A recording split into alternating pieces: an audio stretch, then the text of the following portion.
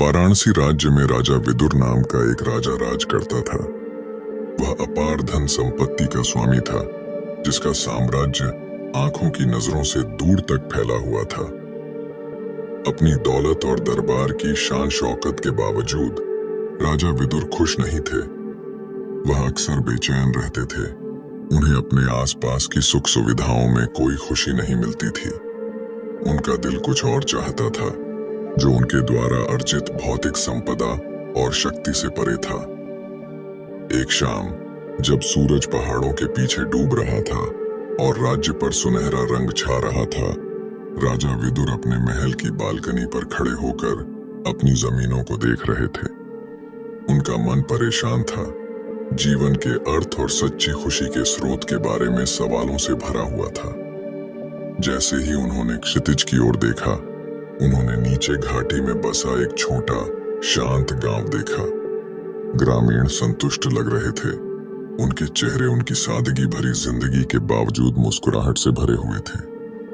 राजा ने जोर से सोचा, ऐसा क्यों है कि इतने कम पैसे होने के बावजूद ये ग्रामीण मुझसे ज्यादा खुश दिखाई देते हैं, जबकि मेरे पास इतना कुछ है।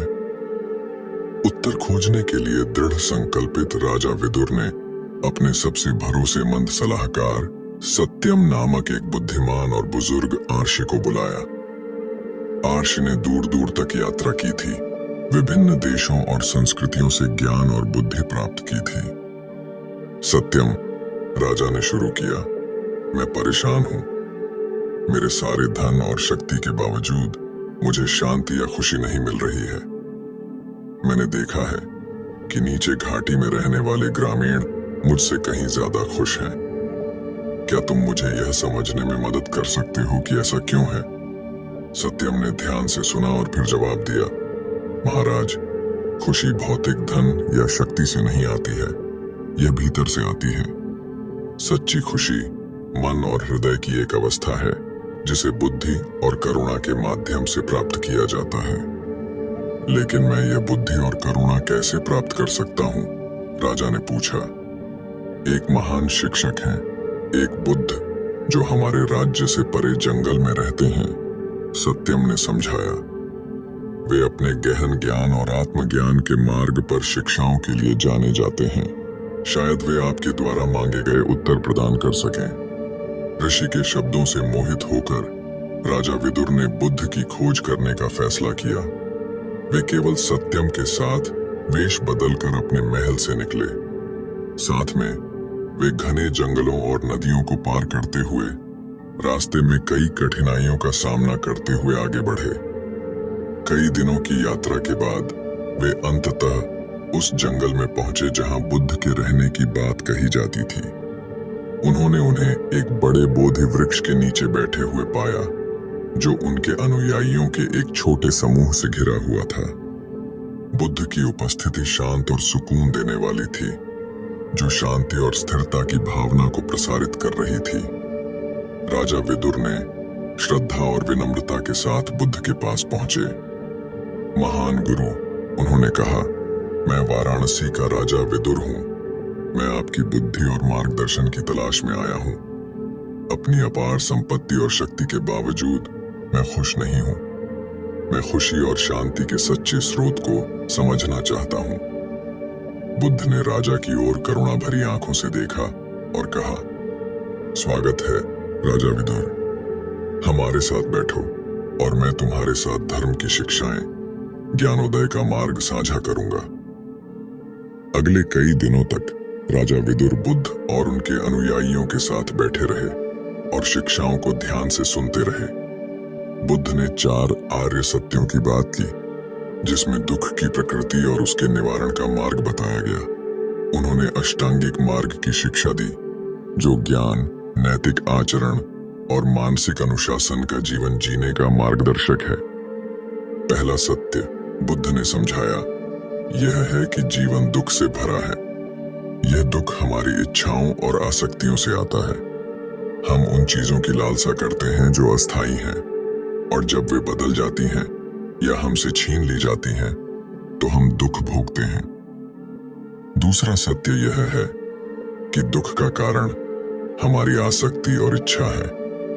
हमें शांति पाने के लिए इन आसक्तियों को छोड़ना सीखना चाहिए।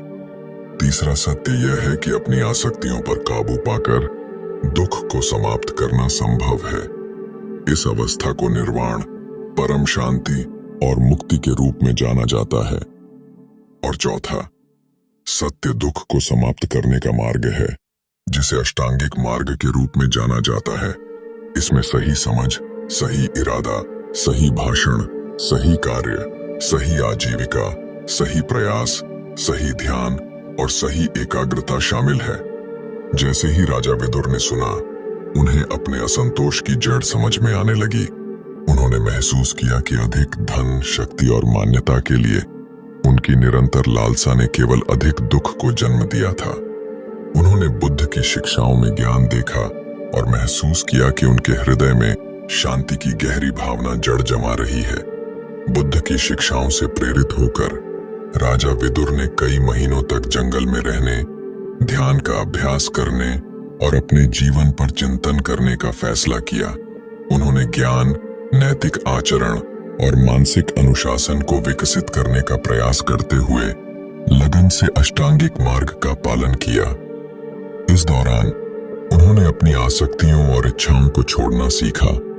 उन्होंने उदारता का अभ्यास किया, बदले में कुछ भी उम्मीद किए बिना जरूरतमंदों की मदद की। उन्होंने सच्चाई और दयालुता से बात की, हानिकारक भाषण से परहेज किया। उन्होंने सभी के साथ सम्मान और करुणा से पेश आए, चाहे उनकी स्थिति या पद कुछ भी हो। जैसे जैसे महीने बीतते गए, राजा विदुर का दिल हल्का होता गया और उनका दिमाग साफ होता गया। उन्हें आंतरिक शांति और खुशी का ऐसा गहरा एहसास हुआ जो उन्होंने पहले कभी महसूस नहीं किया था। उन्होंने महसूस किया कि सच्चा धन भौतिक संपत्ति में नहीं, बल्कि दिल और दिमाग की समृद्धि में निहित है। एक दिन बुद्ध राजा विदुर के पास गए और कहा, आपने बहुत प्रगति की है महाराज। आपने खुशी और शांति का सही अर्थ जान लिया है। अब समय आ गया है कि आप अपने राज्य में वापस लौटें और अपने लोगों के साथ इस ज्ञान को साझा करें।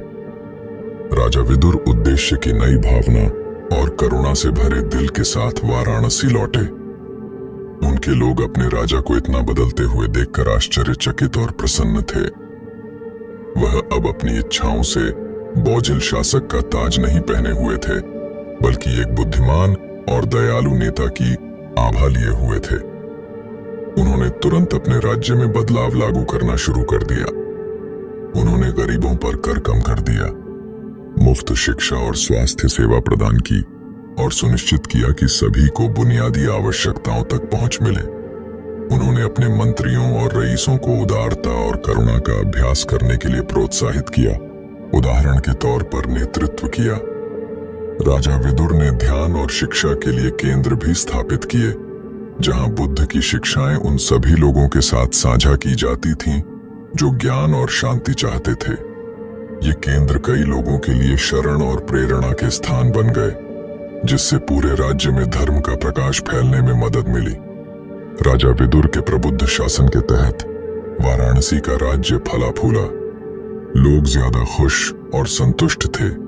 उनका जीवन उनके राजा से मिलने वाली ज्ञान और करुणा से समृद्ध था। एक बार बेचैन और असंतुष्ट शासक शांति और खुशी का प्रतीक बन गया था, जो उसके संपर्क में आने वाले सभी लोगों को प्रेरित करता था। घाटी के ग्रामीण, जो कभी राजा से ज्यादा खुश दिखते थे, अब उसे प्रशंसा और कृतज्ञता से देखते थे। उन्होंने उसमें एक ऐसे नेता को देखा जो वास्तव में उनकी भलाई की परवाह करता था और जिसने अपने भीतर खुशी का सच्चा स्रोत पाया था। राजा विदुर के परिवर्तन का पूरे राज्य पर गहरा प्रभाव पड़ा। बुद्ध से उन्होंने जो सबक सीखे थे वे पीढ़ियों तक चले और वाराणसी की संस्कृति और मूल्यों का एक अभिन्न अंग बन गए। राज्य ज्ञान, करुणा और शांति के स्थान के रूप में दूर दूर तक जाना जाने लगा। जैसे जैसे वर्ष बीतते गए, राजा विदुर ने बुद्धि और करुणा के साथ शासन करना जारी रखा। वे बुद्ध की शिक्षाओं को कभी नहीं भूले और आत्मज्ञान के मार्ग के प्रति समर्पित रहे। उनकी विरासत न केवल उनके राज्य की समृद्धि में बल्कि उनके लोगों के दिलों और दिमागों में भी जीवित रही। एक दिन जब वे अपने महल के बगीचे में बोधि वृक्ष के नीचे बैठे थे, अपनी यात्रा पर विचार कर रहे थे, तो उनके पोते राजकुमार सिद्धार्थ उनके पास आए। दादाजी, युवा राजकुमार ने पूछा, आपकी खुशी और हमारे राज्य की समृद्धि का रहस्य क्या है? राजा विदुर मुस्कुराए और राजकुमार के कंधे पर अपना कोमल हाथ रखा। मेरे प्यारे सिद्धार्थ, इसका रहस्य बुद्ध की शिक्षाओं में निहित है। सच्चा सुख भीतर से आता है, ज्ञान और करुणा की खेती करने से। यह भौतिक धन या शक्ति में नहीं, बल्कि दिल और दिमाग की समृद्धि में पाया जाता है।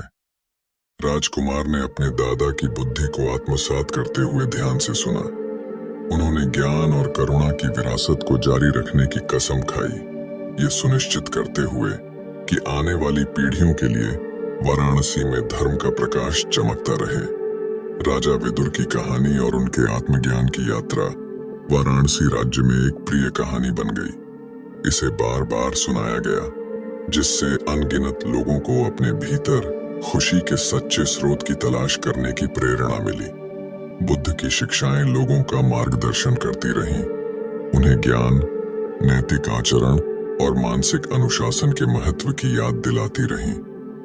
राज्य शांति और समृद्धि का प्रतीक बना रहा, धर्म की परिवर्तनकारी शक्ति का एक प्रमाण, और इसलिए ज्ञान और करुणा का प्रकाश कायम रहा, जिसने उन सभी के दिलों और दिमागों को रोशन किया जो आत्मज्ञान के मार्ग पर चले, ठीक वैसे ही जैसे राजा विदुर और उनके लोगों के लिए था।